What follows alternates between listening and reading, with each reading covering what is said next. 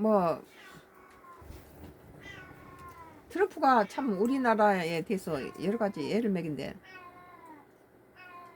음,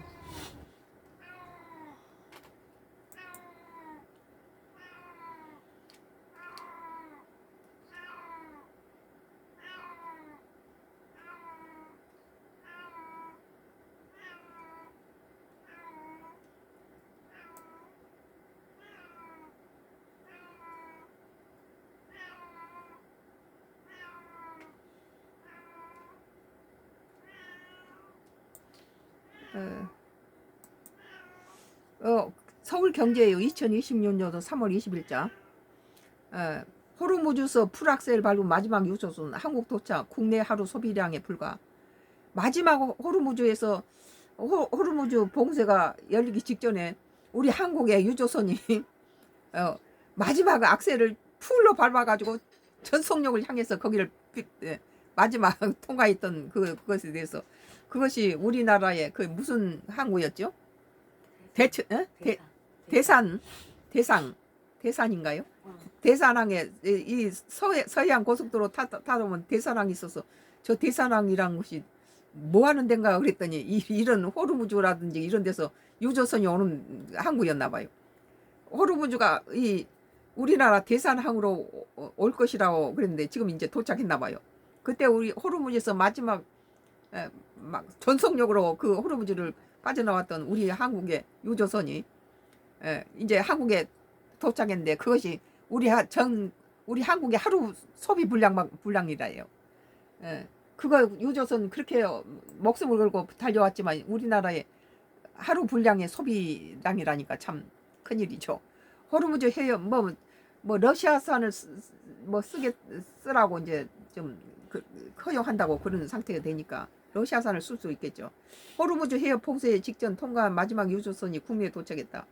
해당 선박을 끝으로 중동을 경유한 원유 수입이 당분간 중단될 가능성이 커지면서 원유 수급 불안이 현실화되고 있다. 마지막 통과 유조선 입항 국내 하루 소비량 참 안타깝네요. 20일 정유업계에 따르면 유조선 이글 벨로호가 이날 오후 충남 서산 대산항에 입항했다. 대산항.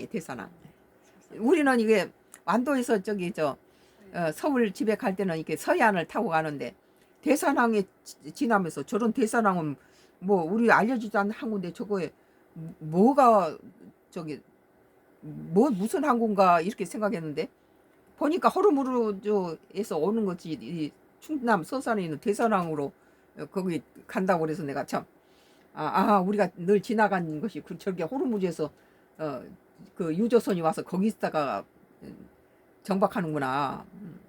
이 선박에는 약 200만 배럴의 원유가 실려 있으며 이는 국내 하루 소비량에 해당하는 규모다. 지금 7척이 지금 내지만 일주일치밖에 안 된다는 거예요. 그 호르무즈에 지금 내부에 갇혀서 못 나오고 있는 우리 항국이 7척이 있죠. 이 밖에도 약 200만 배럴의 원유가 실려 있으며 이는 국내 하루 소비량에 해당하는 규모다. 이글 벨로호는 지난달 26일 이라크 알바스라를 출발해 28일 이란 공습 당시 호르무즈 해협을 통과하던 중이었다. 마지막 통과한 배였어요. 그래서 우리가 안타까웠죠. 아슬아슬했죠.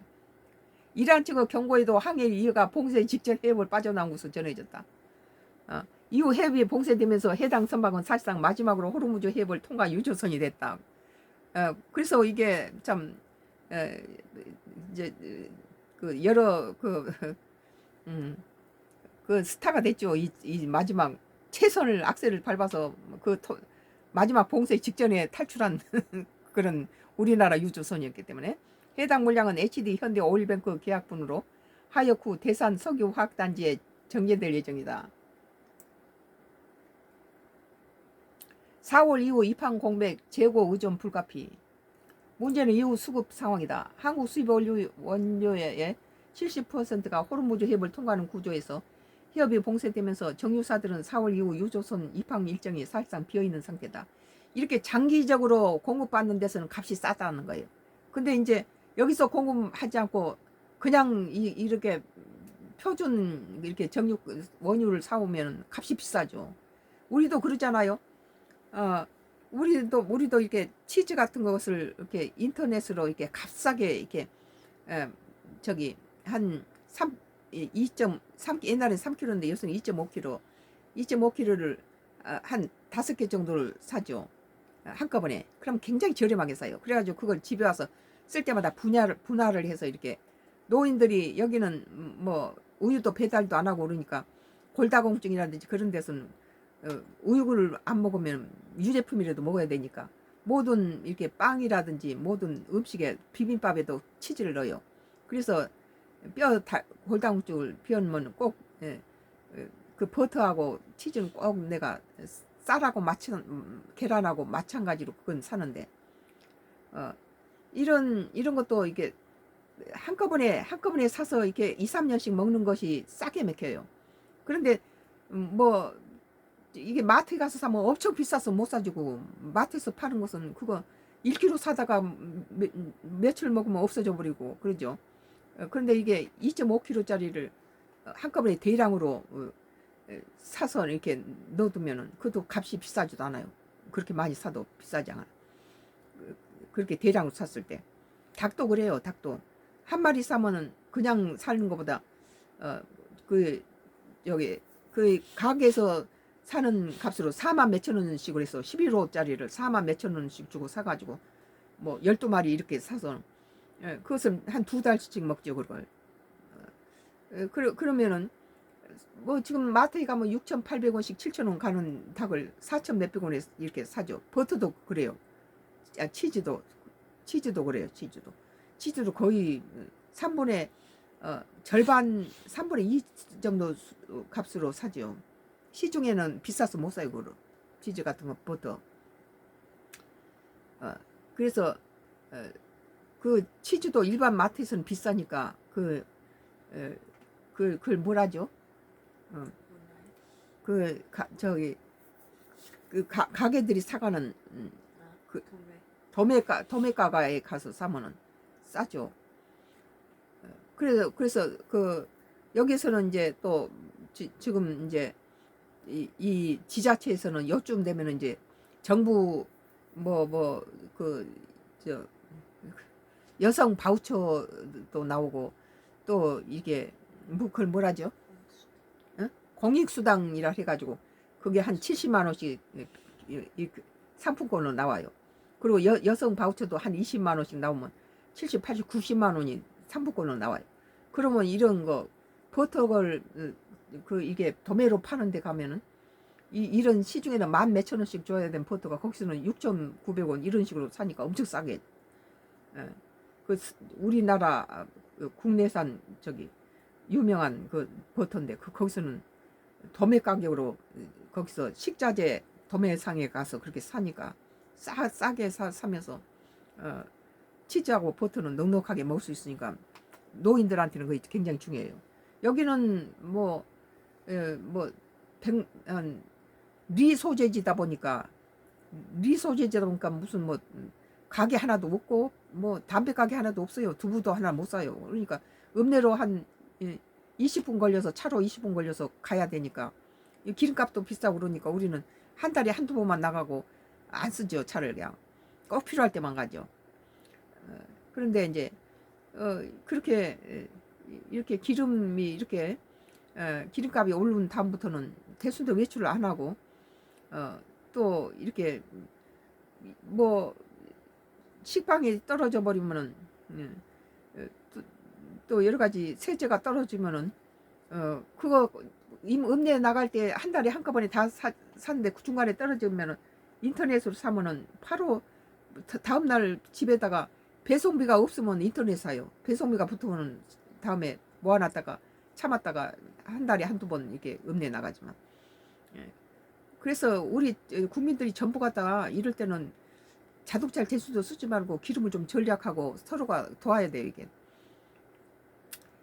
이에 당분간 기존 재고를 활용해 수요를 증원할 수밖에 없는 상황이다. 정부는 아랍에미리트에서 2,400만 배럴 규모의 원유를 확보했지만 호르무즈 해협을 우회해야 하는 만큼 국내에 도착 시간이 소요될 전망이다. 그러니까 이재명 정부가 상당히 외교를 잘 해놨어요. 또 그리고 우리 하나나 현대나 이 삼성이나 또 LG나 뭐 이런 그 방산 기업들이 참 좋은 무기로 이렇게 그 성능이 좋고 값은 중가이면서 성능은 기가 막히고 또 납기일이 정확하게 맞추니까 이렇게 신용으로 인해서 또 좋은 이재명 정부가 외교를 잘했어요.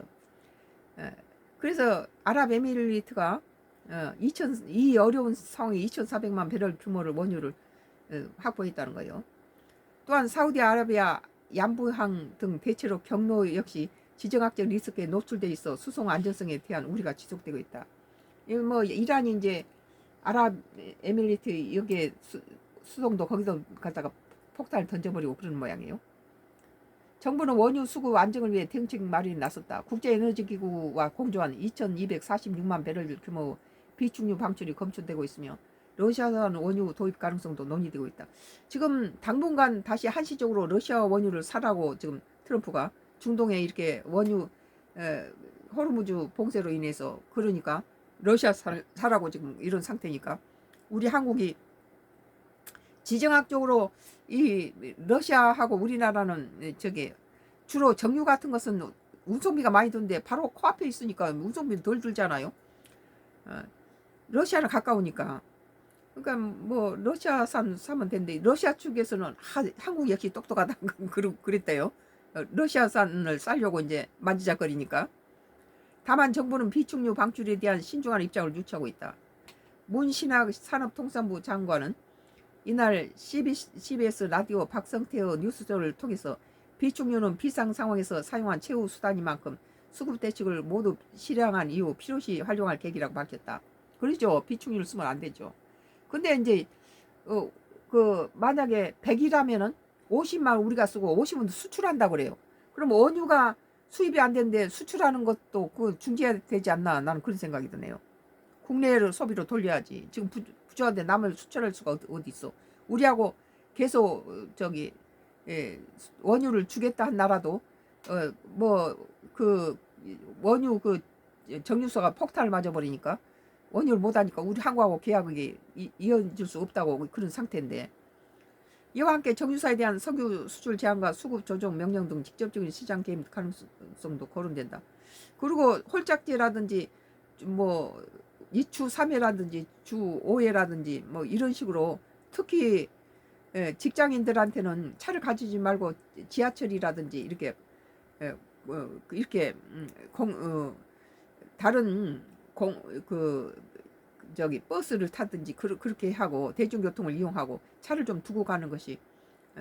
그리고 또 나는 이렇게 서울에서 이렇게 완도까지 이렇게 올라가는데 100 이상 놓고 달리면은 4칸 풀로 채워 가지고 서울 도착하면 하나도 없어요. 그런데 저속으로 한 7, 80선 놓고 달리면은 서울 도착해 서해안 타고 천천히 도착해서 또 올 때는 또 천천히 내려오면은 왔다 갔다 해요. 풀로 넣어가지고. 그러니까 너무 속도를 높이면은 기름을 땅바닥에서 쏟는 거예요. 그리고 사고가 나죠. 우리가 한 40년이 넘게 운전을 해도 사고가 안 난 것은 젊은 시절에 미친 듯이 뭐 130, 140도 놓고 달린 적이 있지만 지금은 이제 7, 80 많아봤자 90선 안 넘죠. 절대 85, 87 안 넘어요. 대신도 85 밑으로 달리죠. 저속 차량 쪽에 해서 천천히 가는 게 그러면 서울 왔다 갔다 해도 잘 운전을 잘할 때는 한 칸 서울 도착하면 한 칸만 왔다 갔다 3칸 가지고 되지만 보통 때는 4칸 가지면 왔다 갔다 완도까지 와요. 그리고 고속 휴게소로 지나가면서 자동차에 다음 휴게소의 값이 얼마인가 우리 차종 기름이 뜨잖아요. 그러면 그 중에 제일 싼 값을 기억했다가 돌아올 때는 그 주기에서 풀로 가득 채워와요. 그러면 다른 데서 비싼 데서 산 것보다도 싼 데서 사면 한 칸이 더 덤으로 오는 거죠. 더 싼 정유를 살 수 있어요. 주로 보통 때는 뭐 한평 휴게소가 좀 싸고 또 충청도 홍성이라든지 군산이나 저쪽 좀 전라북도 뭐 충청도 그쪽이 좀 싸요. 서울 가니까 1220원 하더라고요. 기로당. 1220원 맞죠? 2220원. 2220원. 여기서는 뭐 1700 뭐 얼마 쭉 사는데 벌써 한 칸이 더 와요. 한 칸. 이와 함께 정유사에 대한 석유 수출 제한과 내가 아까도 말했잖아요. 수출을 하면 안 된다. 원유가 지금 안 들어오는데 어떻게 수출 우리하고 계약했던 원유가 못 온다고 그렇게 연락이 왔는데 우리는 그러면 원유가 안 오는데 우리 것을 100% 우리한테다가 잠정적으로 둬야지. 100이 있는데 그것을 50으로 수출을 했단 말이에요. 지금까지. 근데 그쪽 원유가 약속을 안 지키는데 우리가 이것을 수출하면 안 된다고 봐요. 그리고 이제 홀짝제를 하든지 어쩌든지 또 그리고 직장에서는 전부 뭐 회사차를 운영하든지 아니면 대중교통 뭐 지하철 요새 잘 돼 있으니까 지하철을 타든지 우리 서울 차 가지고 가도 우리는 갈 때는 뭐 여러 가지 뭐 음식이라든지 뭐 반찬 이런 것들 다 가져가서 안 사 먹고 거기서 다 여기는 우리가 농사진 것들 갖고 와서 그냥 해 먹으니까 그 차를 가져가는데 차를 안 가지고 고속버스를 타면은 여기서 읍내 나가는데 택시비 들고 거기서 또 도착해가지고 뭐 하는데 보니까 오히려 두 사람 이상 타면 차를 가지고 간 게 더 싸게 맥히고 혼자 가도 차 가져간 거로 값이 같이 맥혀요. 여기서 오면서 읍내에서 저기 내려가지고 여기 들어오는데 택시비에다가 고속 비용에다가 거기에서 뭐 여러 가지 보면은 자동차를 가지고 다니는 게 편리한데 지금 기름값이 올라가 있는 상태니까 뭐 대중교통이 더 유리하게 대순대로 여행을 안 가는 쪽으로 해야 되겠죠. 꼭 필요한 거 아니면은 문차관은 국민 경제활동에 지장을 부도하는 것이 최우선이라며 필요시 추가 조치를 시행할 수 있다고 국민이 우선 하지 말고 국민한테도 허리띠를 매라고 강요를 할 수 있어야 돼요. 국가는. 우리는 옛날에 국민학교 다닐 때 뭐 그 어려서도 뭐 애국사만 좋다 말자 뭐 우리 문화연필이 지금도 있는지 모르겠지만 문화연필을 쓰자고 애국사만 좋다. 애국사는 옛날에 지금도 있어요? 그런 노래를 고무줄 하면서 그 노래를 부르면서 했어요. 근데 그 국산 연필은 괭이가 박혀가지고 서람으로 돼가지고 그런데 외제 연필은 살살살살 녹아요. 필 이렇게 하면은. 그리고 저기 이렇게 노트를 국산 연필은 딱딱하고 노트를 찢어 먹는데 이것은 살살살살 나오니까 글씨도 잘 써주고 그랬는데 그런데도 국산 연필을 써줬죠. 우리가 불편하지만 이번에 이 석유 문제도 국민들한테 협조를 구해야 돼요. 무조건 국민의 입장을 맞춰서 정부가 하면 안 되고 물론 부동산에도 1가구 1주택은 봐줘야 돼요. 무조건 강제로 한다고 해서 다 좋은 거 아니다. 다주택자 뭐 보유세라든지 무슨 뭐 양도소득세에 올리는 것은 147적 가진 놈이 뭐 부동산 투기하고 뭐 임대료 받아먹고 이런 거에 대해서는 남이 가져야 될 돈을 다 집을 다 차지하고 정부가 지어봤자 뭐예요. 다주택자 다 가진다. 이건 잘했다 보는데 1가구 1주택은 팔아봐야 그것이 그건데 우리같이 46년째 집 한 채 갖고 있는 사람 것을 뭐 강남에 있다고 뭐 다 46년 되면 50년 된 집인데 뭐 낡은 집을 무슨 뭐 그 무슨 쎄니 하고 호화주택이니 뭐냐 하면은 참 말이 안 나오더라고요. 1가구 2주택은 보유세니 뭐니 그런 거 면제해 줘야 된다고 봐요. 그럼 집도 없이 살라는 소리예요. 그럼 팔아다 강북으로 가고 그러면 저기 지방으로 옮기라는 소리예요. 오늘 서울경제 2026년도 3월 20일자 기사. 호르무즈서 풀악셀 밟은 마지막 유조선 한국 도착. 국내 하루 소비량에 불과.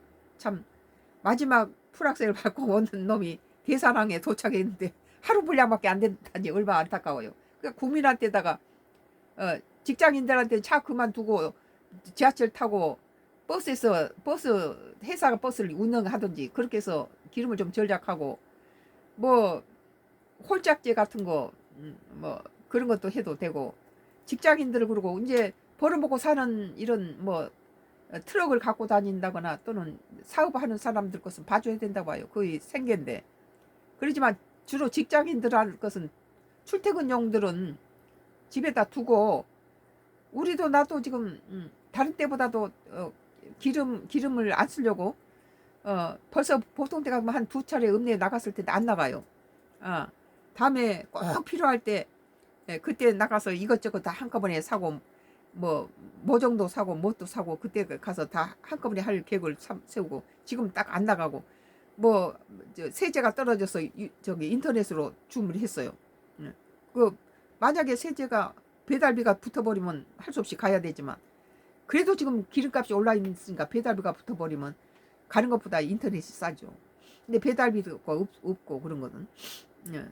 그래서 대순대로 좀 기름을 안 쓰는 방향으로 서로 국민한테 정부는 이런 것은 국민한테 요청해야 되는데 지금 나라가 이 상황이니까 옛날에 김대중 대통령이 우리가 IMF를 맞이하니까 우리 자기가 금은 폐물 내놓으면서 온 국민이 우리 나라를 차립시다 하니까 전부 다 전 국민이 다 저기 장롱 속에 금을 내놨잖아요. 이거 해외 토픽이 되고 한국은 참 대단한 나라다. 국민의 애국심도 정부가 잘 이렇게 해야지 무조건 짓누르면 그거 인기 못 얻어요. 김대중 전 대통령이 훌륭한 이유가 정적을 갖다 다 용서했잖아요. 자기를 갖다 정해바다에다가 빠뜨리려는 사람들 다 용서한 거 아니에요. 박정희 전 대통령의 딸인 박근혜를 청와대에다 초청하고 전두환이를 다 초청하고 다 정적을 용서할 수 있는 그런 인격이 돼야 된다. 정치 보복하는 놈들은 다음에 찍어주면 안 된다. 그래 전직 대통령한테도 국가 예우를 해줘야 된다. 그 대통령이 초라하게 무슨 그렇게 한 것이 국익에 좋지 않다. 품위 유지비를 줘야 된다. 박근혜라든지 그 전 대통령이나 윤석열 전 대통령도 국가를 위해서 석방시켜서 참 대통령의 전직 대통령으로서 문재인 전 대통령 것도 그러고 윤석열 정부 때도 문재인 전 대통령 건드릴 때마다 내가 그랬잖아요. 그 건드리면 안 된다고. 문재인 정부 때는 또 박근혜 전 대통령이나 이명박 풀어주라고 내가 그랬죠. 우리나라가 이거 병폐예요. 이거 추접스러운 일이에요. 왜 대통령을 갖다가 구속시키지 못해서 이게 병이라는 거예요. 오늘 서울경제 2026년도 3월 20일자 호르무즈소 풀악셀 밟은 마지막 유조선 한국 독자 국내 하루 소비량 불가라는 기사였어요. 어디 봐요. 넘었나 6장? 넘었어? 가끔 하던지. 이제 좀 자긴 자야지. 나는 커피를 마셔서 괜찮네.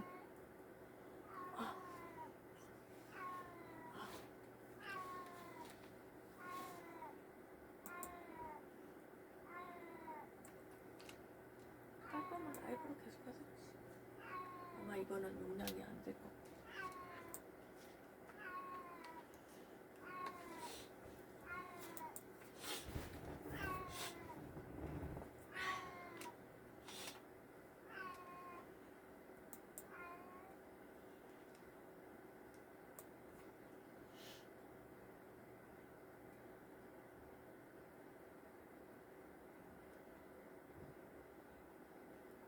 나도 지금 잠은 안 왔어.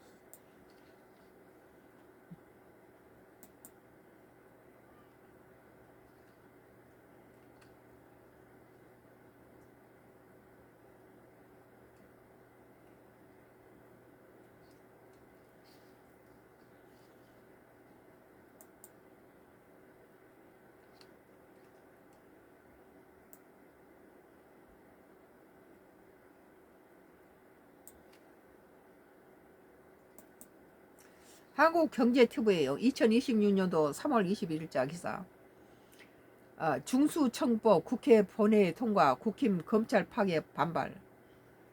검찰을 없애면 안 되는 거. 또 사법도 필요한 것은 또 전부 나쁘다고 볼 수 없다고 난 생각해요. 21일 중대범죄수사청 신설 위한 법안이 여당 주도로 국회를 통과했다. 그러니까 야당을 힘을 실어야 되는데 장동혁이가 국민의힘당 말아먹고 있잖아요. 지 자신 위해서. 예, 정부 조직법 개정으로 사라지는 검찰청을 대신해 기소와 중대범죄 수사를 각각 따로 맡는 형사사법기구 신설에 대한 법적 근거가 마련됐다. 이날 국회 본회의에서 민주당 등 범여권 정당 주도로 중수청법을 의결했다. 법안에 따르면 중수청은 행안부 장관 소속 기관으로 설치되어 부패, 경제, 방위산업, 마약, 내란, 외환 등 사이버 범죄 6대 범죄를 주요 수사 대상으로 한다. 중수청의 수사 범위에 이른바 법왜곡죄 사건, 공소청, 경찰, 고위공직자 범죄수사처, 법원 공무원이 재직 중 저지른 범죄 등도 포함된다.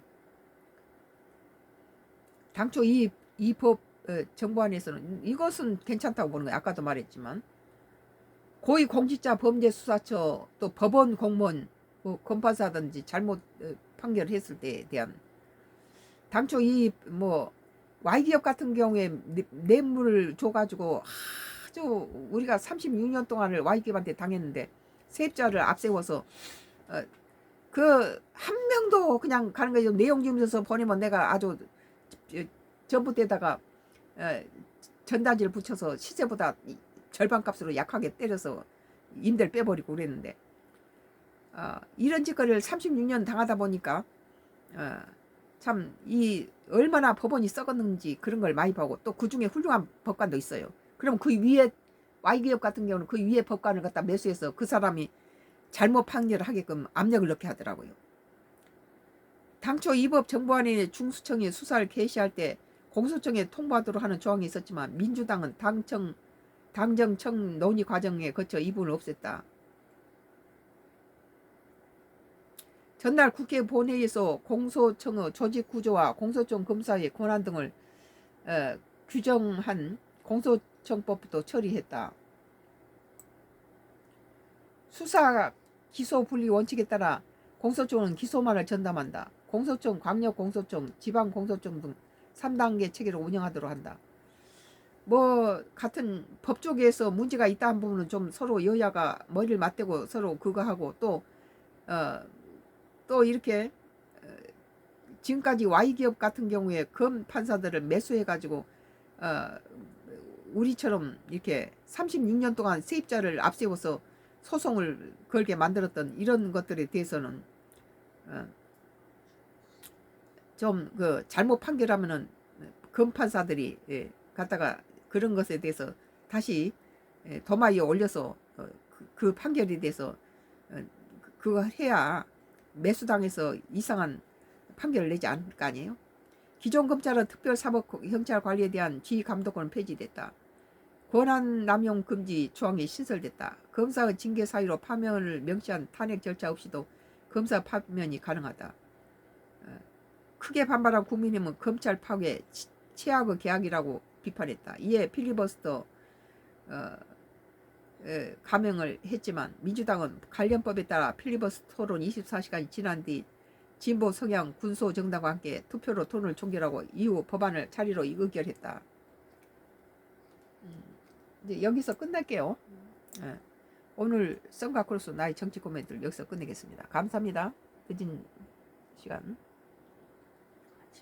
아침이 돼버렸어요.